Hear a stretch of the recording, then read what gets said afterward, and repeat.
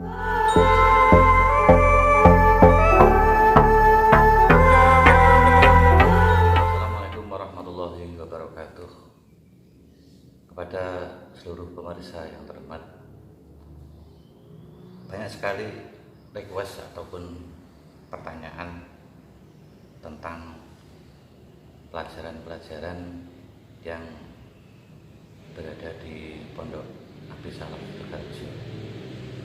Kali ini saya akan membahas tentang cara mendaftar ataupun bagaimana jika kepingin masuk di Pondok Salaf. Cuman kali ini saya tidak terlalu langsung apa yang dites, cuman saya secara globalnya saja, karena ini juga nanti ada privasi dari pondok dan akan lebih jelas dan lebih lengkapnya adalah langsung menuju ke pondok saja. Tapi mungkin dari teman-teman ada yang kepingin cara gimana sih caranya. Oke, sahabat Mu'ad menyatakan bahwasanya ilmu adalah perjuangan yang pahalanya seperti pahala berjihad. Artinya orang thalabul ilmi ini pasti akan mendapatkan pahala yang banyak sekali, dan ini hukumnya adalah wajib. Untuk pendaftaran di Abdi Tegalrejo ini sebenarnya mudah sekali. Artinya tidak harus spontanitas, nanti begitu datang itu harus dites, tidak.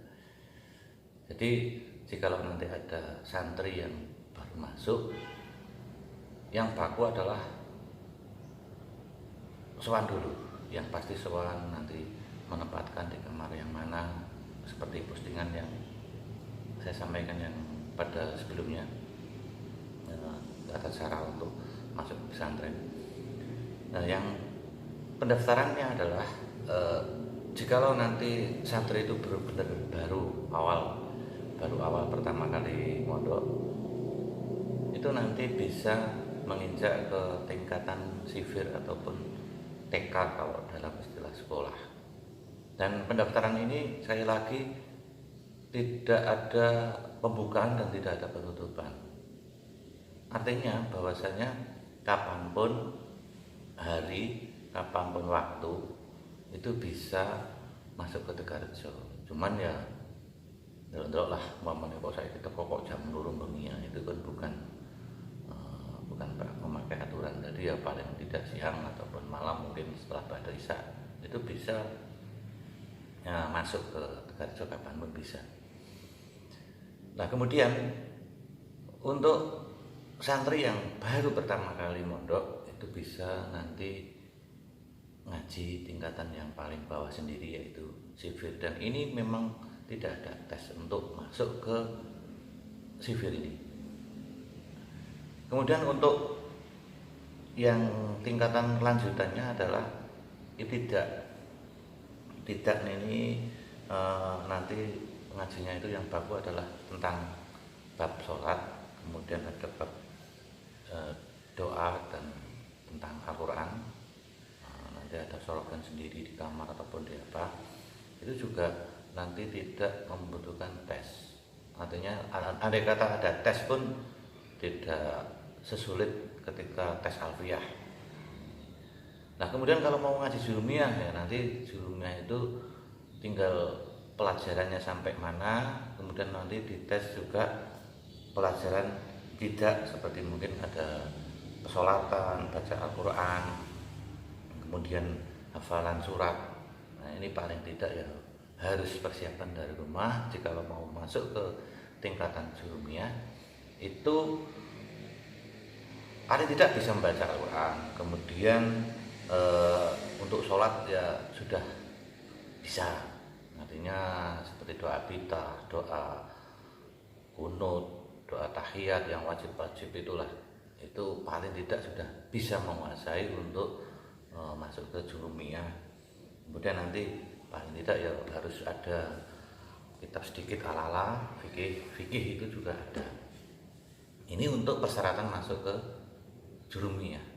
Waktunya sih kapan saja untuk jurumiyah, tidak harus bulan Syawal ataupun andai kata bulan Besar pun bisa, tapi nanti tesnya itu sampai dengan pelajaran yang mana. Andai kata sampai bab nasob ya, nanti nasob sebelumnya itu harus hafal. Ini untuk pelajaran julumiyah. Kemudian tingkatan selanjutnya, tingkatan setelah julumiyah itu al-amriti.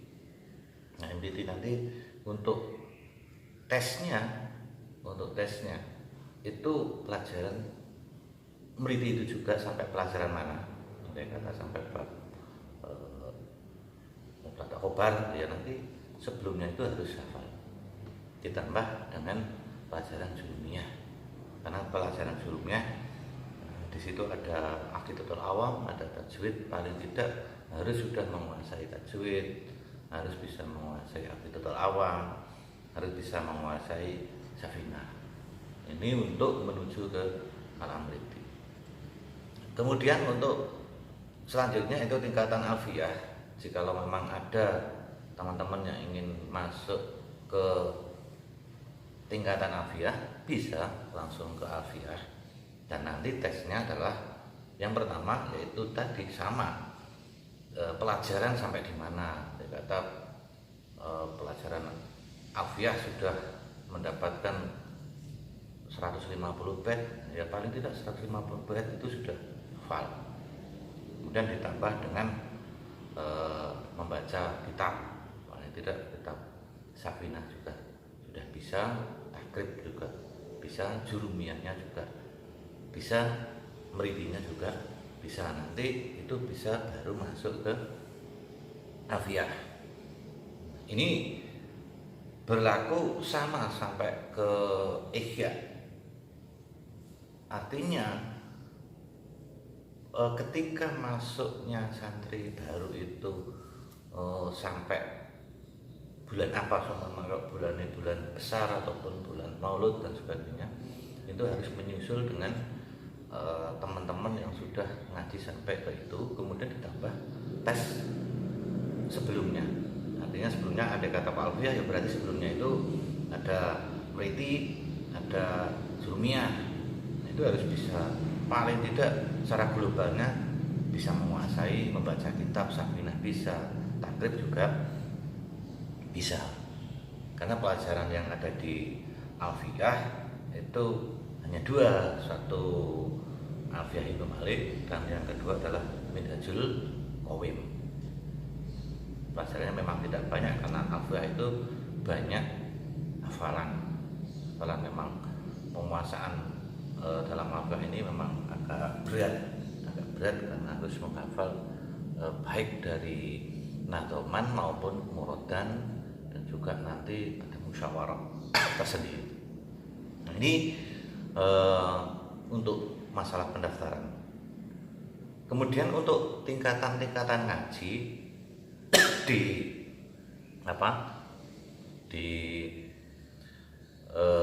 Abdi Tegarejo ini saya terangkan secara global saja karena tidak mungkin saya sebutkan satu persatu karena nanti mungkin itu menjadi privasi juga dari pondok. Saya hanya sedikit menggambarkan jika teman-teman mau ngaji di Pondok Tegarejo itu apa saja sih.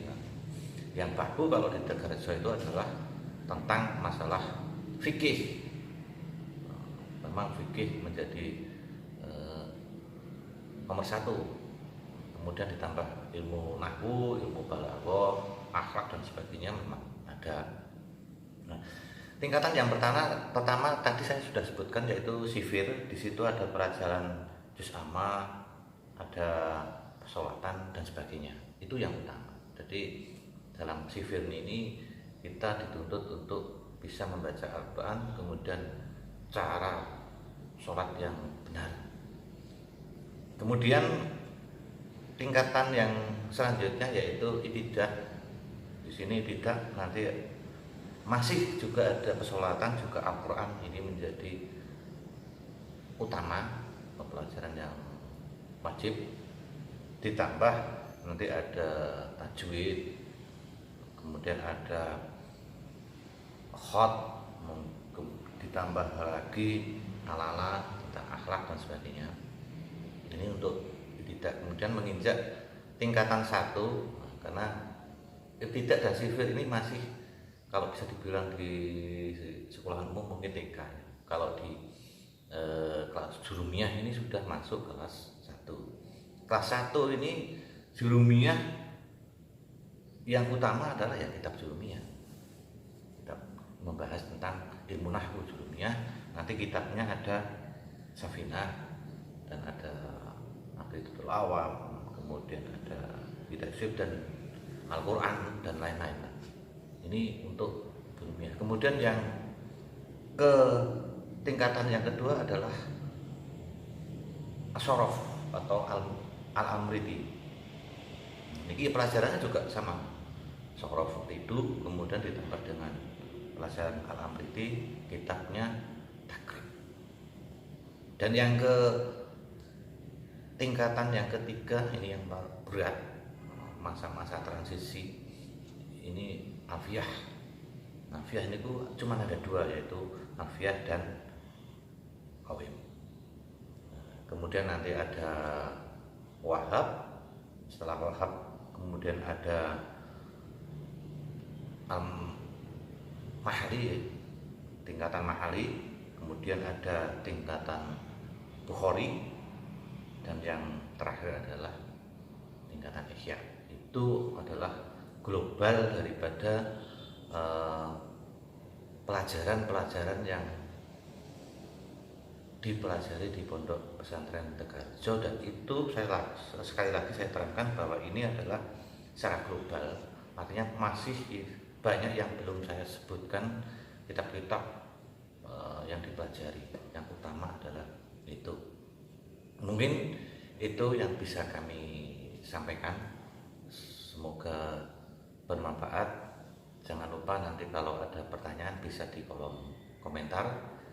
Dan sekali lagi juga mohon untuk dukungannya. Jangan lupa subscribe, share, like, dan komen supaya saya tetap terus bisa untuk mengupdate sebisa saya, artinya ya, sebisa mungkin saya nanti apa yang bisa saya sampaikan.